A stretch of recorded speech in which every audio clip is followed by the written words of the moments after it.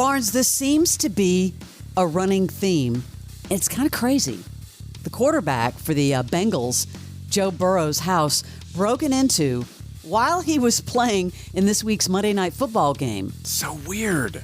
Influencer and model Olivia Ponton and her mother called 911 to report the burglary. Here's the 911 call. What's strange is they're both at different places. The mom is not even there. The daughter's there. The daughter, instead of calling 911, calls the mom. Joe Burrow's on the TV. It's so strange.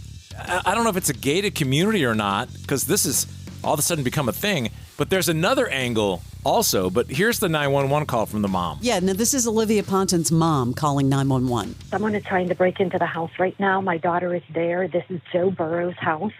She is staying there. He's at the football game.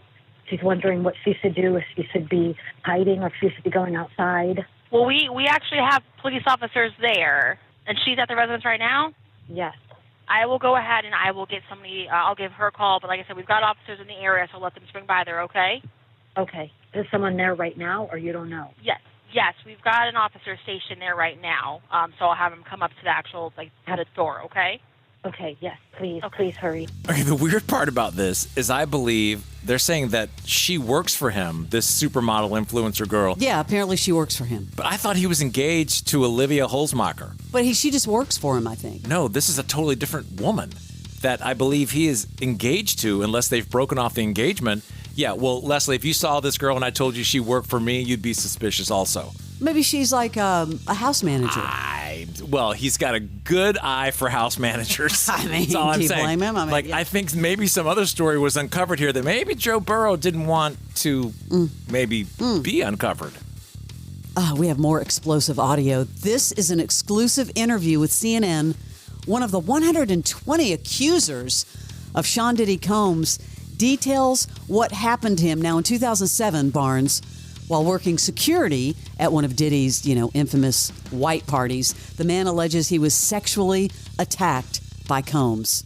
The first drink started to have some effect on me, and I just thought, wow, these are really strong drinks. It wasn't until the second drink, and it was already too late, that I realized that there was something wrong with the drinks. Sean Combs was waiting in the wings. He was watching from some sort of vantage point, and once I was in a helpless position and he was sure that he was in a position of power, then he took advantage of the situation. I was screaming. I was telling him to stop. It was incredibly painful, and he was acting like it was nothing, and he seemed to be disconnected from it. But it was abusive beyond belief. It's one of those shadow videos, by the way. They change his voice, obviously, and he's in the dark, so you can't really see him. Yeah, he wants to remain anonymous. Hey, move over. Joe Rogan, there's a new chief in town. Yeah, have you heard about this? Kylie Kelsey, of course, the wife of Jason Kelsey, debuted her new podcast called Not Gonna Lie. It has unseated Joe Rogan's The Joe Rogan Experience. What? Yeah, the inaugural episode featuring Caitlin Olsen from It's Always Sunny in Philadelphia, published December the 5th, with new episodes planned to drop every Thursday. She said, quote, I tried to stay quiet and sort of do the Homer Simpson rollback into the hedge, and no one was allowing it. So she's embracing it. She's going to talk about everything. She wants to talk about everything that's really kind of important to her: women's sports, parenting, her passion for coffee orders, charities, and more. This has to be the Swifties taking over. Come on, Joe Rogan? She said, unlike my husband and brother-in-law, I don't have all the time in the world. So I guess, ribbing the pair for their often supersized episodes, she's going to keep it under 45 minutes. Man, that's a big banner to fly, taking out Joe Rogan in your debut. Big time. Does Jim Carrey need money? He's back. Remember he stepped back from acting over the past decade? We have not heard from Jim Carrey. No. He has returned for Sonic the Hedgehog 3. You want to hear his quote? I came back to this universe because, first of all, I get to play a genius, which is a bit of a stretch. And, it's just I bought a lot of stuff and I need the money. Frankly, yeah. What? That's, man, that dude made millions and millions and millions. He got burned out, I think, but anyway, here he is at the premiere of Sonic the Hedgehog 3. He was asked about his perfect day and what his grandson thinks of his comedy. What is Jim Carrey's idea of the perfect day? This. All the cameras pointed at me. All the lights.